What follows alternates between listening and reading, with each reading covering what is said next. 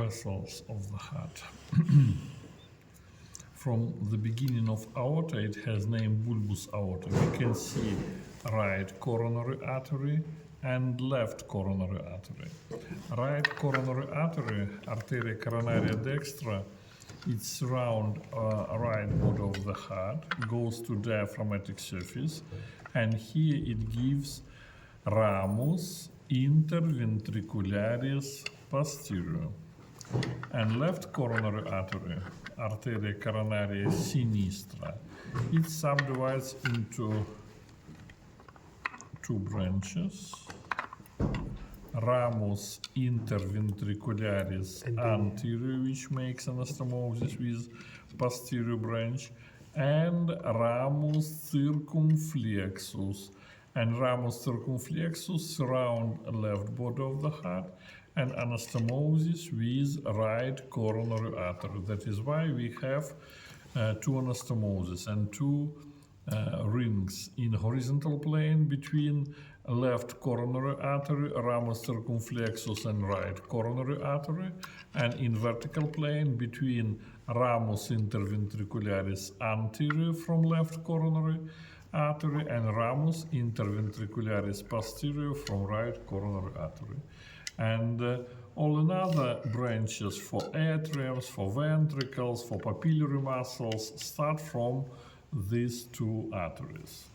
And right coronary artery, it supplies right atrium, right ventricle, posterior wall of the left ventricle. It supplies posterior third of interventricular septum, all papillary muscles in right ventricle, and posterior papillary muscle in left ventricle. All another structures supplied by left coronary artery. Some words about veins. In heart we have three types of veins. Main veins of the heart, main vein, that is coronary sinus, sinus coronarius cordis, and this sinus receive 5 veins. First is greater vein of the heart, vena cordis magna. It passes in sulcus interventricularis anterior, then surround left body of the heart and continues into coronary sinus. Vena cordis magna. Then here it is between right atrium and right ventricle. We have small vein of the heart, vena cordis parva. Between right and left ventricle, we have vena cordis media. This is posterior vein of the left ventricle, and here oblique vein of the left atrium. These 5 veins opens into coronary sinus, and coronary sinus opens into right atrium. Except coronary sinus, on anterior surface we have anterior veins of the heart, vena cordis anterioris.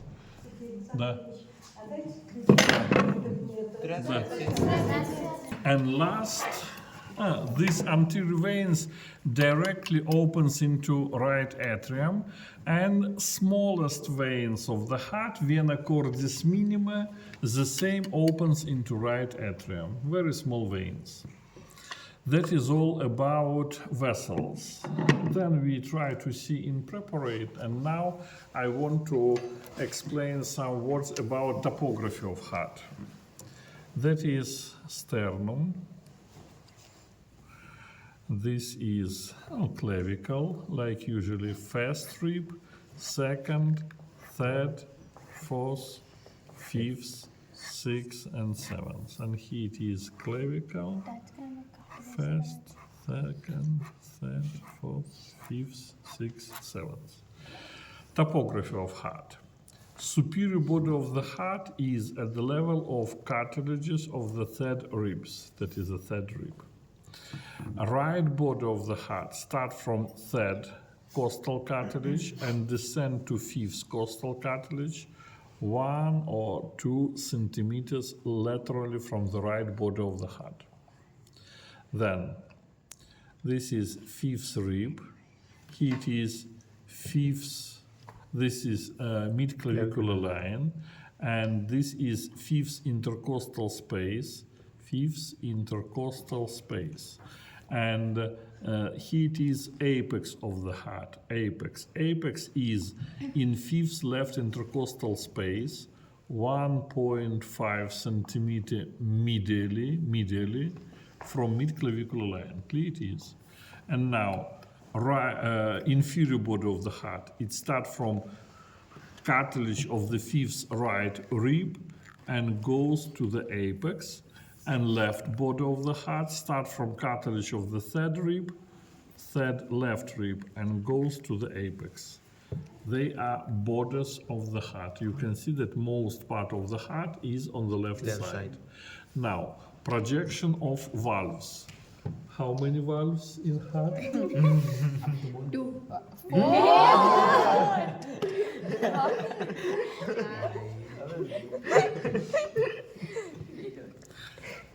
4 valves. 2 of them arterioventricular and another 2 semilunar. Look here. Valva aorta is at the level of third rib behind of sternum. This is projection of valva aorta. And valva truncipulmonalis is at the level of a place where third left rib attached to the sternum. That is projection of semilunar valves. And now, atrioventricular valves. If we draw oblique line from cartilage of the third left rib to cartilage of the fifth right rib, and above of this line, here it is superiorly, that is projection of bicuspid valve, and inferiorly, this is projection of tricuspid valve. Clear it is. That is projection, location of these valves. And now, points of auscultation, where we can listen heartbeat. Valva aorta, we can listen in second right intercostal space, that is aorta. Second right intercostal space near the sternum. Valva truncipulmonalis, we can listen on the left side in second left intercostal space near of sternum. Mitral valve, valva bicuspidalis or valva mitralis, we can listen in on the apex, that is mitral valve. Where is apex? In fifth left intercostal space, 1.5 centimeter medially from mid-clavicular line. And tricuspid valve, we can listen in place where fifth right rib attached to the sternum. Clear it is? This is tricuspid. Points of auscultation. Aorta in second right intercostal space near sternum. Pulmonary trunk second left intercostal space near the sternum. Mitral valve on the apex, and tricuspid valve in place where fifth right rib attached to the sternum. Not necessary to draw this diagram, but you need to answer borders, topography of valves, and points of auscultation of valves. And last, you already know this is heart, and this is pericardium. Pericardium has fibrous, external fibrous layer, pericardium fibrosum. It's protect heart, and it's separate heart from mediastinum from lungs. And inner layer of pericardium is pericardium serosum. And now I draw parietal layer, which is attached to fibrous layer. And this is pericardium, no, visceral layer, that is epicardium. Visceral layer. And this place where parietal continues into the visceral in place where we have large vessel. For example, here it is aorta, this is pulmonary trunk, and together with large vessels, parietal layer goes to heart and surround this heart. And behind, look here, behind of pulmonary trunk and aorta, here behind of these vessels. Now we try to see, we can see transverse sinus of pericardium, and on posterior surface of heart, in diaphragmatic surface, we have oblique sinus of pericardium. All of my diagrams only for your understanding. What we can see in preparate.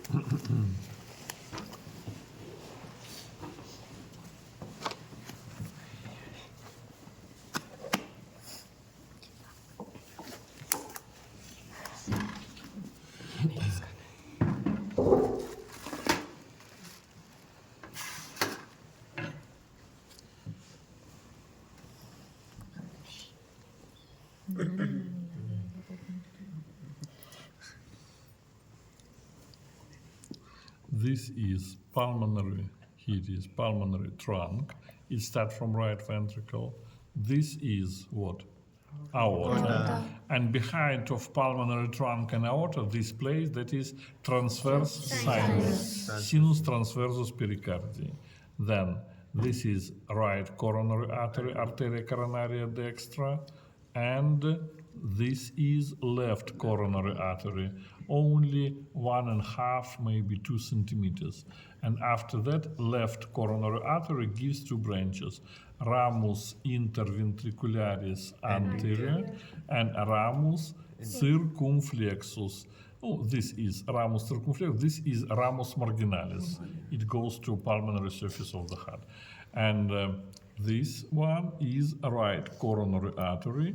Right coronary artery makes anastomosis with ramus circumflexus from left coronary artery, and it gives ramus interventricularis posterior. Well, maybe here.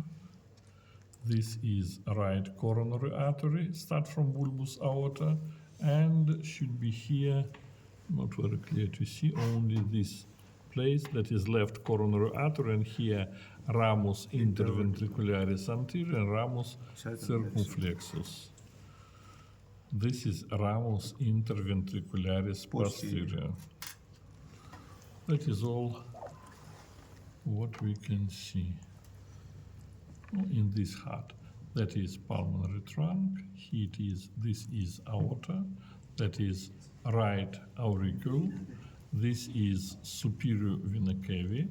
Here it is inferior. Vena cava inferior. Yes. Left atrium, here it is broken. This is left atrium. Maybe we will see fossa ovalis. Look here, interatrial septum. This is fossa ovalis. Oh, this is tricuspid valve. That is posterior cusp. Here it is septal cusp. And this is anterior cusp. And anterior papillary muscle and chorda tendina we can see. And on the left side, bicuspid valve. This is posterior cusp. Here it is anterior cusp. That is anterior papillary muscle. And this one is posterior papillary. That is pars trabecularis with trabecular carne. And smooth surface, here it is conus arteriosus. Well, any questions? That is all.